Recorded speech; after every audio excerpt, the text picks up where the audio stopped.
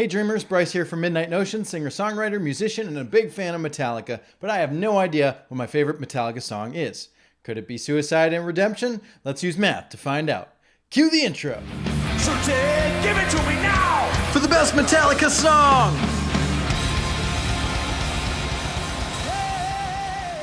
Suicide and Redemption, one of the last tracks on Death Magnetic, and one of the last instrumentals they've ever released. I'm really excited to get into this one. We're going to listen to it, you and me. I'm going to stop it anytime I hear something interesting to overanalyze it every time I hear something interesting. Then I'm going to grade it using the following criteria: composition, memorability, emotional response, instrumentation, and lyrics. Each category has a scale of 0 to 4 with a grand total of 20 possible points. And I hear what you're saying. Oh, Bryce, there's no lyrics in an instrumental. Welcome to the channel. You're new here. When we have an instrumental, we take those 4 points from lyrics and we turn them to 0. Boo! Now there's only 16 points. We're going to take those 4 and we're going to distribute them to each of the other categories. So now they're all worth 5 points each. So without further ado, I need you to hit that subscribe button. Why? Because turtles are really slow when they move. That's why. Let's listen to the song.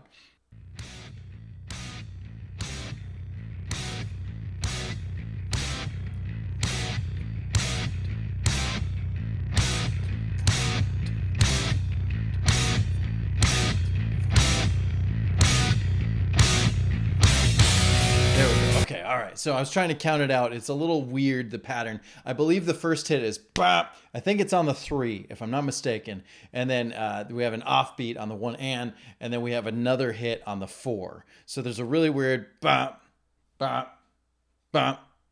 But you can really find that count once you get the last time through, because it's 4, 1, 2, 3, 4, 1, 2, 3, dun, dun. So that last hit is always your cue. That's the 4.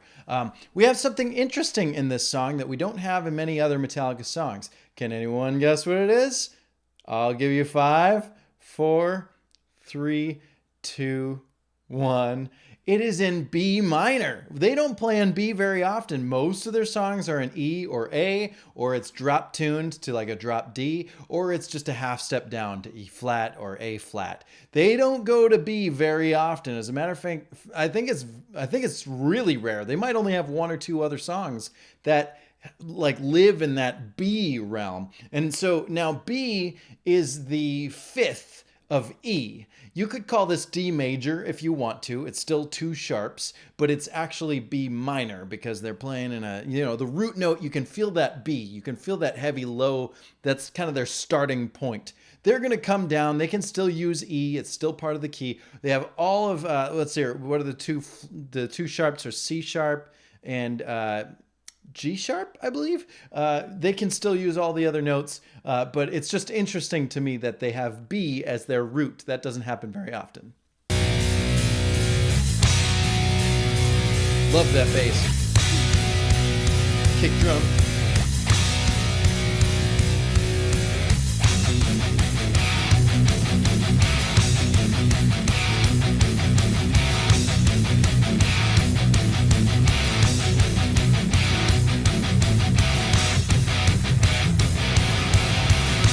Love that. That note right there. They're using a C natural instead of a C sharp, but they still got that F sharp on top of it. So it's a really dissonant chord. It's like some sort of 6th or maybe a tritone or something. Really, it really grinds at the ears, like kind of makes you uncomfortable a little bit. I like that a lot. There's a lot of talk in yesterday's episode about motifs. We're going to see that throughout this song as well. Think of the motifs we're building. Each time we're going to talk about each riff and then we'll see how they come back. So first we got dun dun dun dun dun dun dun dun dun. We also have that. They're both kind of the same riff. They both kind of live on that B. There's some palm muting and then there's some offbeats there, right? So that's kind of your starting point. Now we're going to have our next one.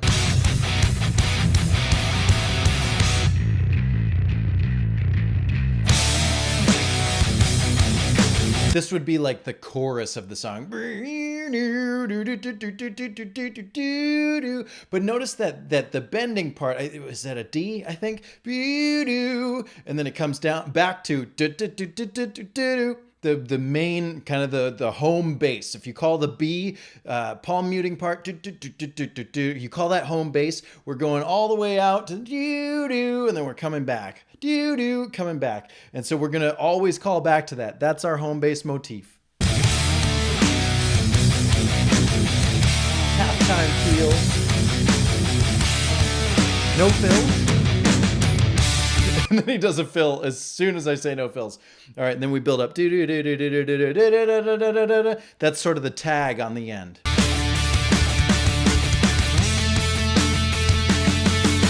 Ooh, we had an interesting note from Rob there. He's not playing the same note as the guitars are, so I don't know, it's kind of interesting.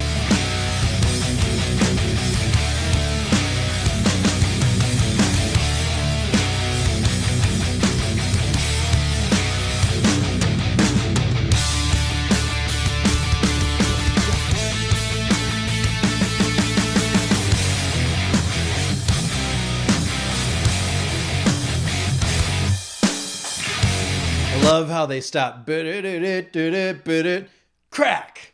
It's a really nice spot. And then the drums could have done anything there. Any other drummer might have stopped. Boom, and done like a fancy fill. But by keeping the groove going like that, it's actually kind of cool.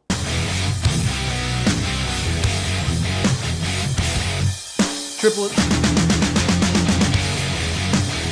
The T's.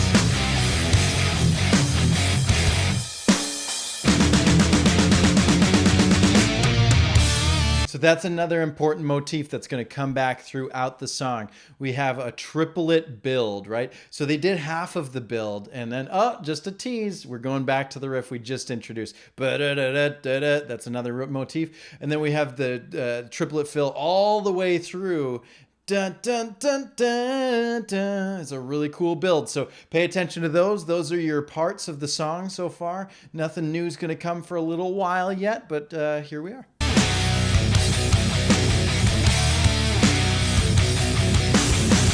Little China cymbal.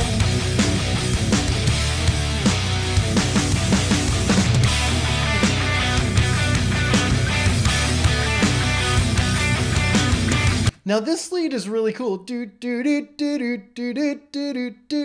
It's really cool because there's a delay on it. So he's doing, I think they're just fifths from each other, if I'm not mistaken. And what happens is he plays the first one and he does it a second time and then he goes up to the second one, but he's got a delay pedal on there. So by the time he goes to the second one, you're actually hearing the first one like together with it. It like plays like a chord. And then when he plays the second one, he comes back down to the first one and they're kind of playing together as a chord. He's only playing one at a time, but the delay is kind of making it sound like it's It's a really interesting effect and I like it a lot.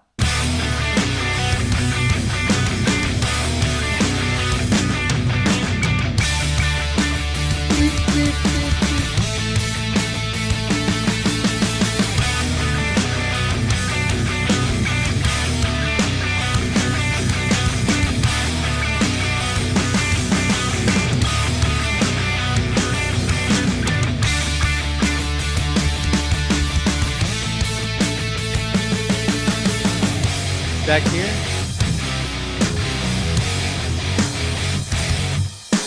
It's amazing how heavy you can get in a B minor scale by having B as your main. And one of the things that they're doing is they're doing a fifth chord, B5 over F sharp. So you know what? Let me explain that with a guitar. I think I've explained this before, but the B power chord is on the A string here, the fifth string, and then we just go over 2 frets and up 1 string.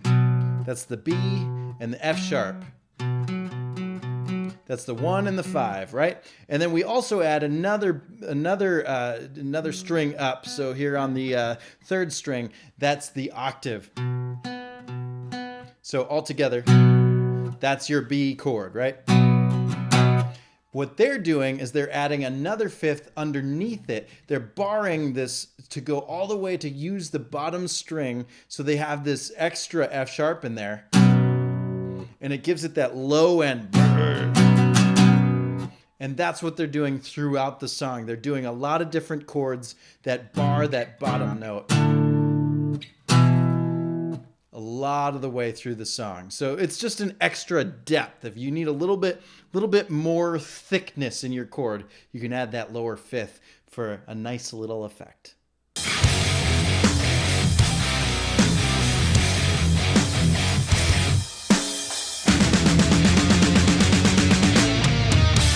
Switching it up, because last time we came down to this low riff, there was a fake build, and then we came back to it. But this time, they went straight into the full build, and we're back home. Back to home base.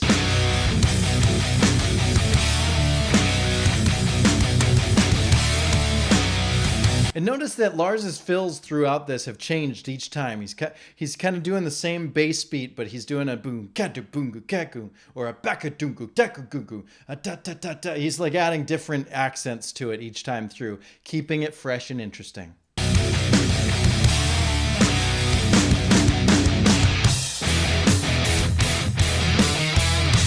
New riff.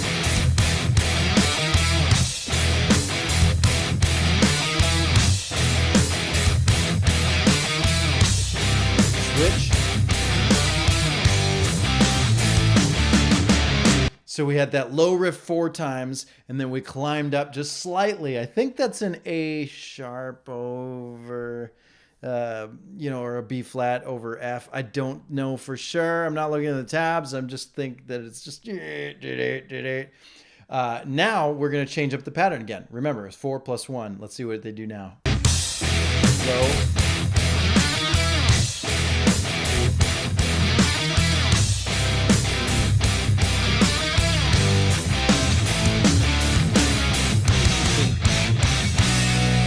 Excellent transition. That guitar tone is so cool.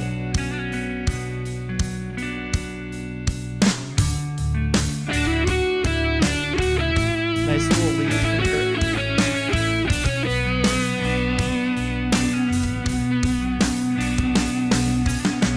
I like Rob's little boom boom. He's kind of emphasizing the kick drums. That's something we don't talk about bass a lot on this channel, or haven't so far. But his role here is kind of to thicken out the low end, obviously, what a bass does. But he's kind of playing with the drums. Boop boo. Boo. He's kind of doing that sort of movement, and while the guitars are doing this do do do, you think he would probably just go boo. Boo, just kind of play the chords. But by doing this little boop, boom, boop, boom, it's kind of emphasizing the boom, boom, ka, boom, boom, ka. Obviously, the pattern is a little bit different from that, but while you're listening to bass guitar, you can see how it syncs up with the drums in a really nice way. We got some clean guitars. I love the transition from there. We had a 4 + 1 and a tag, which is actually 5, 6. And then the second time through, it was only 3 plus the tag.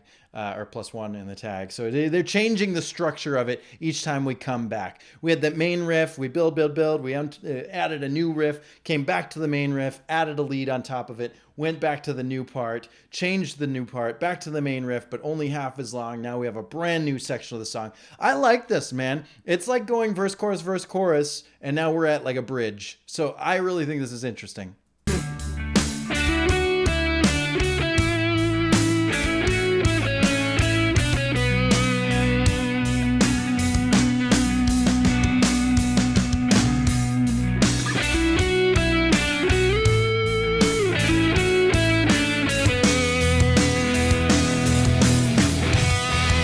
That rise of the guitars, you can hear the distorted. I'm gonna rewind it 5 seconds. You can hear the distorted guitars coming in.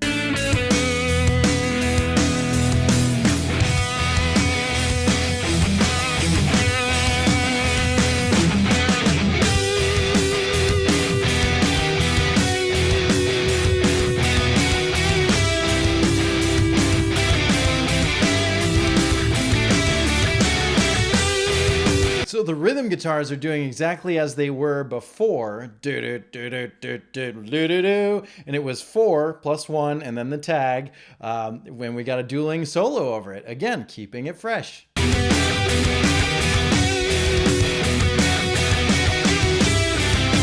Same.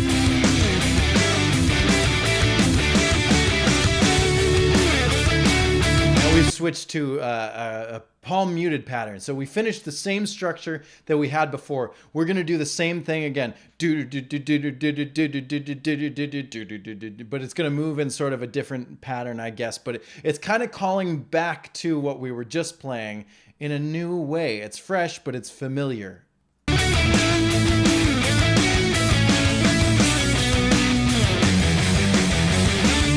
Kind of got a positivity vibe to it, like everything's successful. This is the redemption part. I'm feeling proud. I'm feeling happy. I've climbed out of the well and I'm feeling happy. But then just around the corner, there's like evil lurking and it's coming up as they climb up with this build here. Then we get the evil coming back.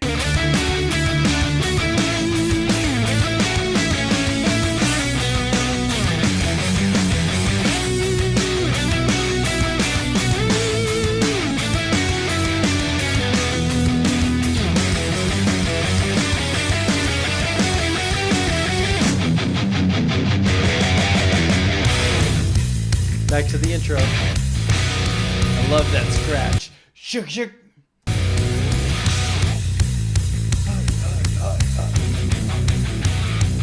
Just one guitar. 2 guitars. New rhythm.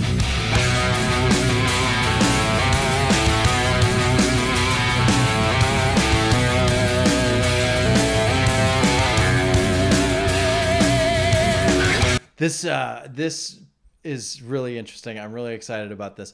We have a new pattern. It's a really interesting drum pattern, right? And it feels a little kind of wonky right now. And that's okay because we're leading to something. Because we have this beat. It's still pretty straight. I mean, it's a halftime, but it's still got that sort of... we know where we are. We're not completely lost yet, but we got that sort of evil build right coming up, and this weird like pattern is going to pay off with a gigantic build into the solo, which I believe, if I'm not mistaken, is James's solo first. They kind of do a duel. James goes first, and you can hear the end of his solo, and then Kirk comes in with the wah part after that. But this is really cool.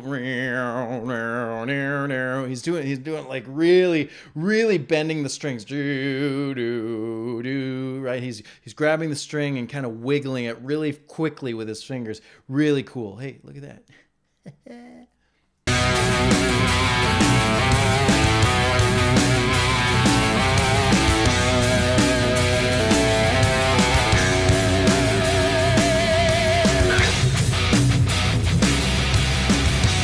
There's that dissonant chord. Here we go.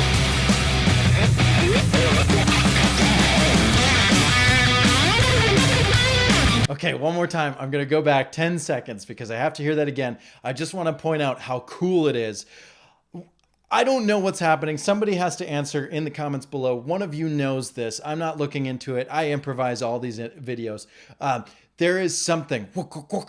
I don't know if it's his guitar or if somebody is saying something. I don't know. Yabba dabba doo. So something is happening there. There's a sound. It feels like it's wah, but it is just exceptional. And it's just boom. Because we've been pretty halftime throughout the song. Boom, and then even when we came into that slow part, boo, boo, doo, doo, boo, ga, doo, doo. So he's really keeping the drums halftime almost all the way through with a couple of fills here and there. But now is where we break into straight boo, ga, boo, ga, boo, ga. By reserving it for this build-up, that is how you get an exceptional payoff. And I have to say, like, round of applause, Metallica. This build up to this solo is supremely just excellent. Flawless victory. Just 10 seconds back.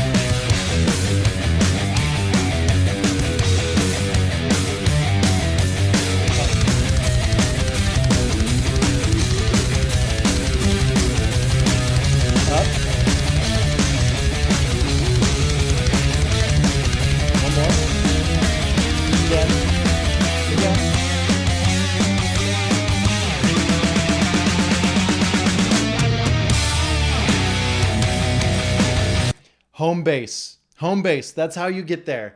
I wanted to stop it so many times through that solo. I have so much to discuss, but how can you not just jam out to that thing?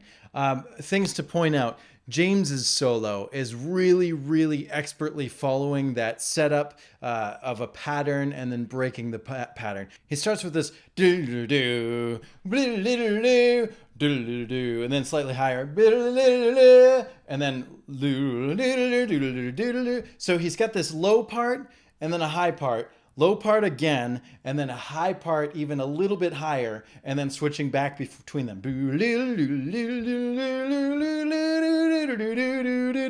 Repeat. It's a little bit different the second time, but he's building this pattern, right? That's a really, really wonderful, well-written solo. I think when you, there's two different kinds of solos. There's a solo that sings with the song, and there's the solo that shows off the guitarist. And I think that more often than not, Metallica has a tendency to write songs that show off the song. I think that the solos, typically speaking, speak for the song, right? Kirk is pretty good at that, but this is another great example of doing that. This solo could just start off with and just do that all the way through. Great, you're a good guitarist, good for you. But this is singing, this is writing, it's composing, it's making, it's setting up motifs and then breaking them for interest. Again, set up a pattern, break it for interest. I can't say that enough. Songwriters, please, that's all you have to do to win over an audience. It's that easy. Set up a pattern, break it. You're done.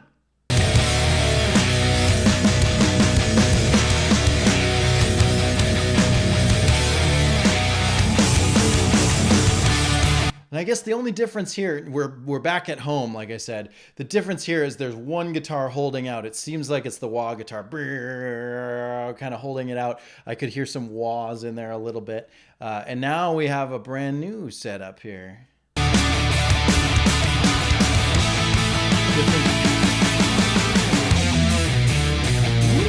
Not done.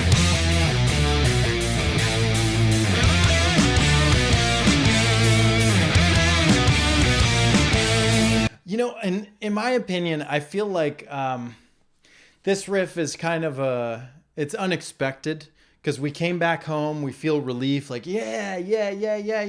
And then it's kind of like, oh, but wait a minute, here's something new. And I don't know, I guess you could argue that this section isn't really needed. I like what's coming up here, but I feel like that transition was a little, I don't know. Not for me. I don't want to say it's not for me. I like the song. I like it, but there's something about that transition right here that didn't feel as well crafted as the rest of the song. We have a completely new section. We've heard 8 minutes and 17 seconds of this song. Everything had a setup and a payoff, and now we're back home after a big long adventure. It's really exciting. And then now we've got a new thing. It's like when, again, this is like the Return of the King, Lord of the Rings, the Return of the King, where everybody in the audience was crying and they're like, this is a satisfying end. Oh, there's another ending? Oh, cool. Oh, that's really satisfying. There's another ending. Oh, there's another ending. When can I go home yet? It's still good, but it just feels a little bit longer than it needs to be.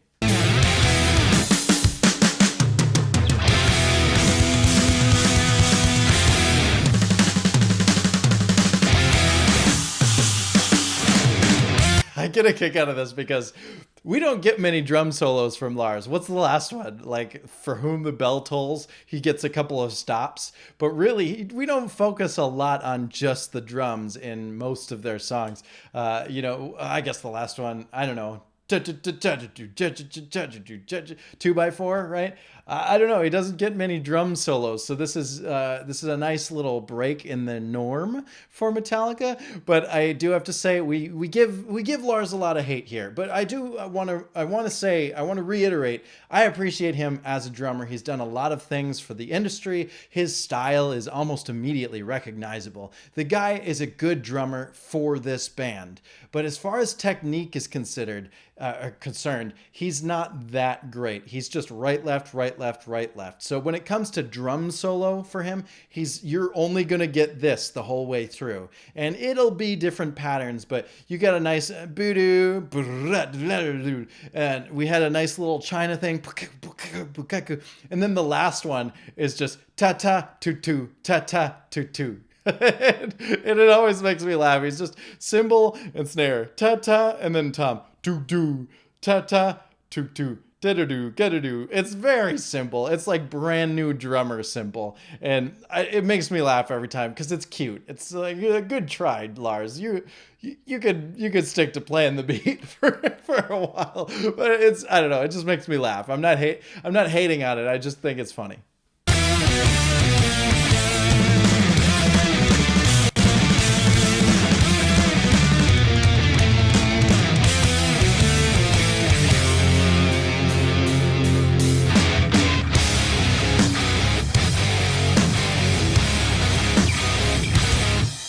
Now that's interesting to me because it's got a nice little build down, and we don't finish at home. We talked about our home bass. We don't come back to the home bass. We come back to the riff after home bass. And not only that, but now we're going to switch it up. I'll show you how.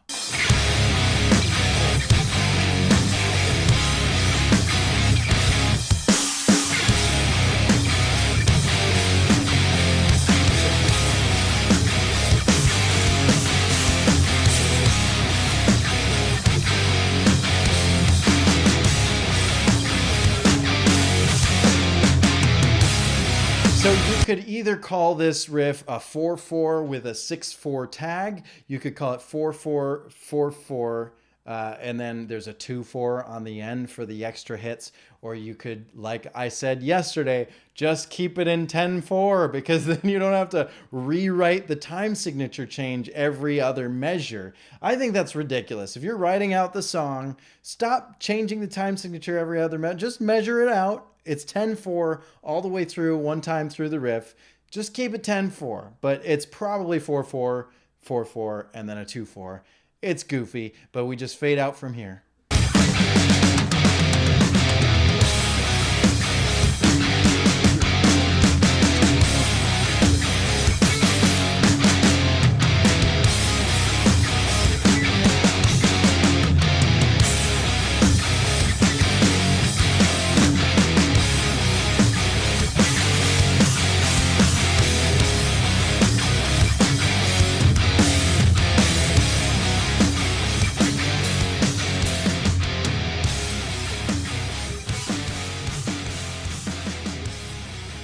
To be honest, I don't know how I would end the song if I was working on this one, how I would choose to end it, because like I said, that last whole section kind of felt unnecessary to me, but for the most part, really fun song. So let's get to the points, shall we? Composition. This song has everything I'm looking for in a really well done composition, especially an instrumental. We have themes that come back and they're changing each time. The drums keep it new and fresh. Even the guitars keep it new and fresh by adding little licks on top of previously, whenever they come back home, there's something new. And then when they go to a new riff, they introduce it for a little while, but then when they come back to it later, it's shorter because we already know it. We're already familiar with it. And then they build it. We got a clean section. We've got an excellent couple of solos. We've got, bass is featured in the intro and the middle section. Guitars are featured. Drums are featured. Everybody gets a chance to shine. And that's, I think, more than you could say for some of their other instrumentals, to be honest with you. A couple of them, it's like all you can hear is guitar. So it's really nice to hear everybody shine. I guess the only thing I could say to complain is that I'm not a big fan of this fade out, in that it just kind of feels like it goes on in a negative way rather than a go on in a let's keep jamming this, right? They come back home and they finish it, but then they don't really finish it. They just keep going after that. And I feel like it could have stopped somewhere in there before that. So I will knock them 1 point for that, but otherwise it's an exceptional composition. Out of 5, compositionally, it's a 4. Memorability. I don't know what to say about instrumentals and memorability because I think this one does a good job of making itself stand out. I mean, do do do do do do do do do do do. I'll probably be singing that all day, but I don't know. There's maybe some forgettable parts. The ending is kind of, you know what I mean? Like I feel like people would remember it, but because it's an instrumental, because it's an instrumental, there's not really that lyrical hook to grab onto. So I don't know if this one sticks in people's heads. I don't know. It stays in mine, but I don't really know where to fall on this one. So because I can't really grade it either way, I got to keep it right in the middle. Again, this is out of 5. Memorability, that's a 3. Emotional response. I really love the song. I like listening to it. I would appreciate hearing it live. I really I get wound up when we get to that first solo, that just like whatever's happening there. I really love it. And so I want to hear it more. The only thing that brings us down for me is that ending. Once again, I just don't feel like that ending transition was really appropriate for the song. I don't know what answer to give as what I would do better, but I do know that I did have sort of a slump at the end. And that's unfortunate. You should never finish a song feeling disappointed. You should always finish strong. So only for that, I bump it down 1 point. But again, this is out of 5. So emotional response, 4. Instrumentation. I think everybody did a great job. Yes, I make fun of Lars for his drum fills, but he's doing what he can do with what he knows. Maybe he should be practicing his rudiments and getting better over the course of a 40-year career, or wherever they're at, 38 something, I don't know. But you know, we can't knock him for trying, and it is nice to hear a drum solo. It is different. I think everybody's playing well. Throughout the song, he was making it interesting. When they were playing the same riff, he was switching it up. So we can't knock him there. We also have some great guitar playing, especially James's solo. I think that's a highlight of the song for me. But all together, we get some Rob playing. We get, like, everybody really is doing a great job here. Can't complain. Instrumentally, yeah, I'm going to stick with it. Instrumentally, it's a 5. Lyrics. What is the song about? Suicide and redemption. 0. And so, Suicide and Redemption gets a grand total of 16 points. It's not enough for the top 20. It is in 30th place, just above Minus Human, in 30th place out of 97 songs so far. I can't believe I've done this many videos in that many days, but it's been a real roller coaster. Let's take a look at that top 20 so far. If you're just new to the channel, welcome. You'll note that there's a couple of numbers missing on here. That's because anytime there's a tie, like for Hero of the Day, Broken, Beaten, Scarred, and No Leaf Clover are tied in second place.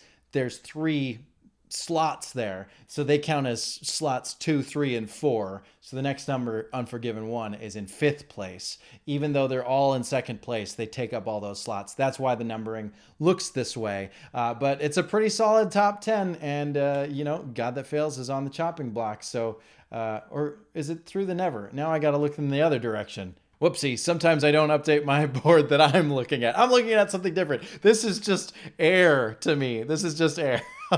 Now it's your turn. In the comments below, using my system, what score would you give this song? Use the math, add it up, make sure you use them out of 5 for this one, and lyrics is 0. And tell me what score you would get for this song. Make sure to check out my band, Midnight Notion. I've got a couple of my own instrumentals. You can check those out. And of course, hit that subscribe button, because tomorrow we finish Death Magnetic very strong with my apocalypse. Oh, and it's going to be a wonderful apocalypse. I'll see you there. Thanks for watching.